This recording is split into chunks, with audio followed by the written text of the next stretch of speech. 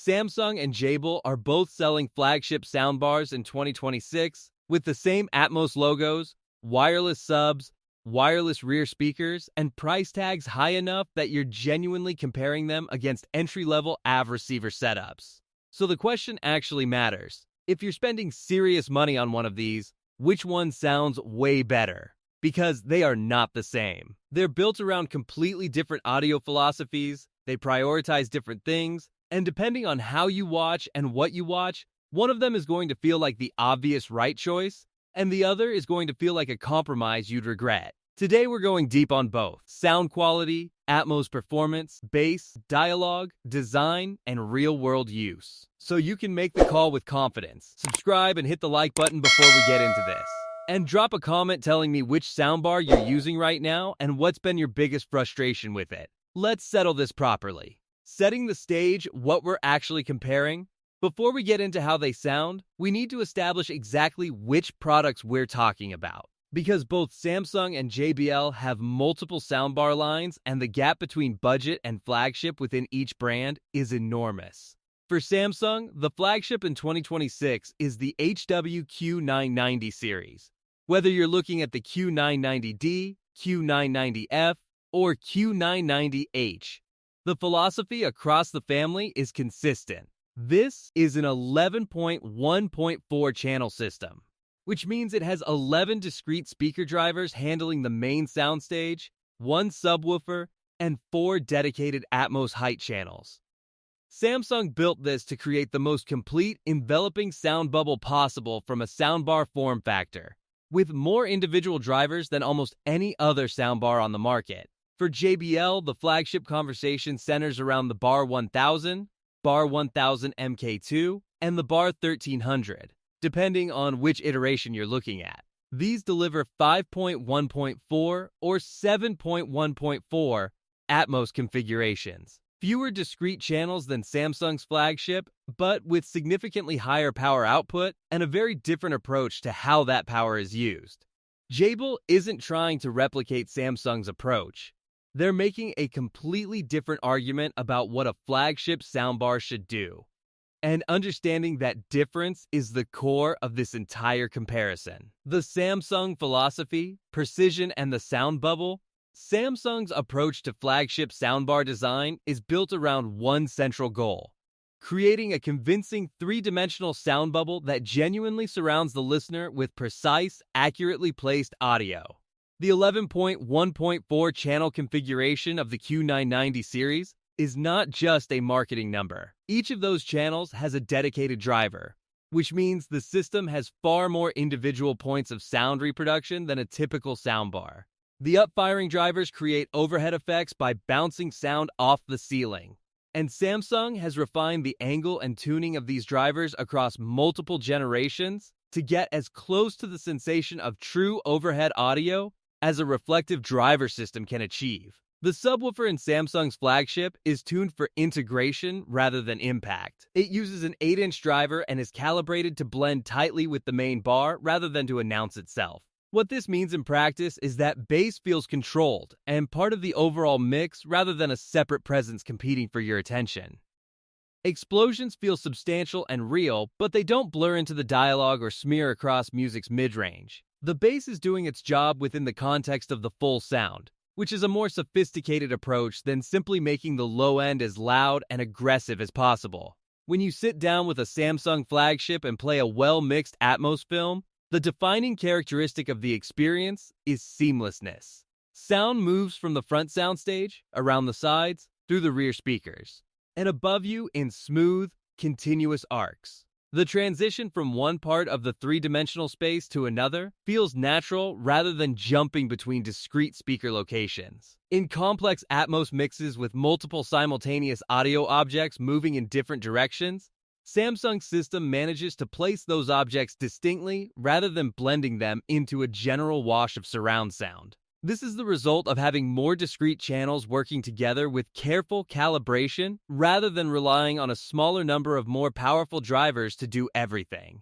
Dialogue clarity is another area where Samsung's flagship consistently distinguishes itself. The center channel in the main bar is tuned with clear priority given to the vocal frequency range, and the overall tonal balance is relatively neutral compared to many competitors. This means that when an actor speaks quietly in a tense scene, the words are intelligible without needing to raise the volume. When the soundtrack erupts into action around that dialogue, the voices remain present and clear rather than being buried under effects. For anyone who has ever reached for the subtitle button during a quiet conversation scene followed immediately by an explosion, Samsung's tuning directly addresses that frustration.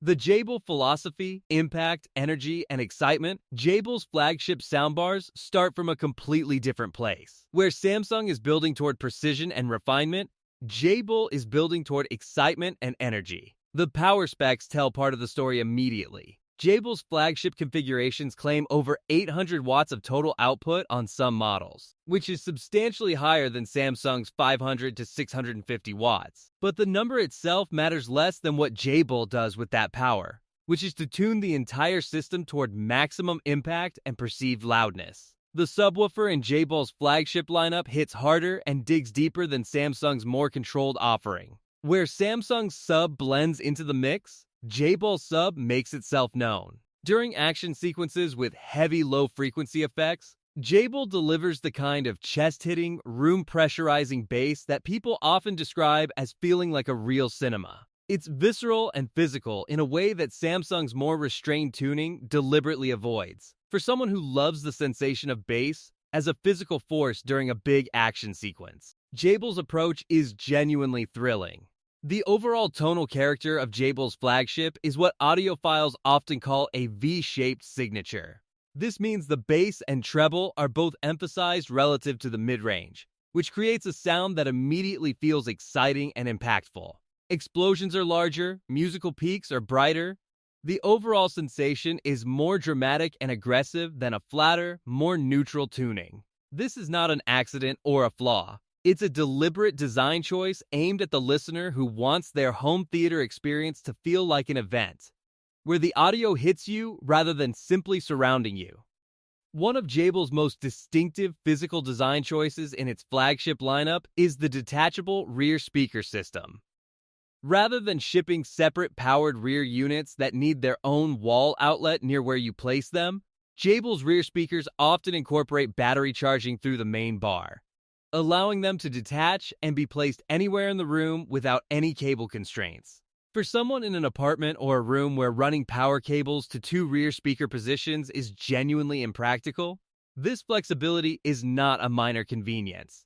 It's the feature that makes the difference between a proper surround setup and running without rears entirely. JBL recognized that hardware flexibility is part of making premium audio accessible in real living situations, and the detachable rear design reflects that practical thinking. Head-to-head, Atmos performance, both systems support Dolby Atmos, DTS, and all the relevant formats over eARC. The question is not which one technically supports Atmos. The question is which one makes Atmos feel like it's actually working. And the answer is nuanced enough to depend on what kind of Atmos content you're listening to. For complex, subtle Atmos mixes where individual sound objects need to be placed at specific locations in three-dimensional space, Samsung has a meaningful advantage. The additional discrete channels mean the renderer has more physical speaker positions to work with, and the more precise calibration means sound objects are placed in more convincing locations. When rain falls in a Samsung Atmos mix, it genuinely sounds like it's coming from above you rather than simply coming from speakers that are positioned high in the room. When a sound moves from behind you to directly overhead in an intentional pan, the movement is smooth, and the destination feels accurate.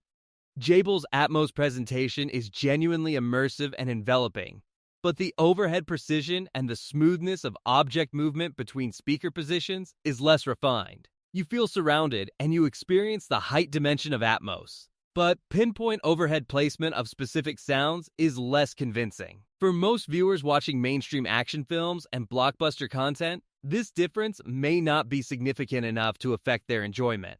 For enthusiasts who specifically want to appreciate what object-based audio can do at its most precise, Samsung's implementation is more impressive. In terms of overall surround envelopment, which is the sensation of being surrounded by sound on all sides with consistent energy, Both systems deliver effectively. JBL's higher power output means the surround field can feel more overwhelming and energetic during intense scenes, while Samsung's more controlled presentation feels more coherent and consistent.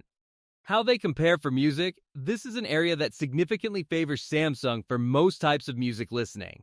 Samsung's neutral tonal balance and controlled bass tuning mean that musical content sounds more accurate and detailed through the Q990 series.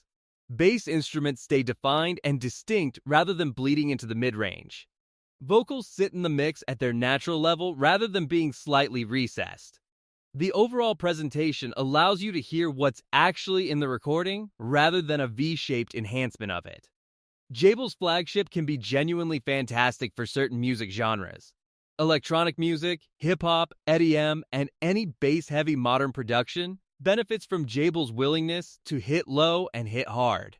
The energy and excitement of JBL's tuning matches the energy and excitement of high-impact music production. But for jazz, classical, acoustic, or any genre where tonal accuracy and mid-range presence are what make the recording special, JBL's V-shape starts to feel less appropriate. The bass can overpower the mid-range detail that makes those genres interesting. And the slight emphasis on treble can make some recordings sound brighter than intended. If your soundbar is going to be doing double duty as your main music system as well as your home theater, Samsung's more neutral tuning is the safer and more versatile choice. If music listening is secondary to movie watching and your music taste runs toward modern, bass-heavy genres, JBL is genuinely fun and engaging. Samsung's ecosystem advantage, one factor that doesn't appear in sound quality measurements but matters enormously in daily use, is ecosystem integration. And Samsung has a substantial advantage here for anyone who already owns a Samsung television. Q Symphony is Samsung's technology that allows the soundbar to work in concert with the built-in speakers of a compatible Samsung TV, using both the TV's internal speaker array and the soundbar simultaneously to create a larger, more cohesive soundstage than the soundbar alone. For Samsung TV owners, this feature meaningfully expands the spatial presentation of the system without requiring any additional hardware or configuration. Samsung also offers deeper integration with its smart TV interface, better coordination of automatic audio format selection, and features specifically designed for gaming on Samsung displays, including Auto Game Mode that minimizes input lag and Game Pro Mode that optimizes the audio for spatial awareness during gameplay.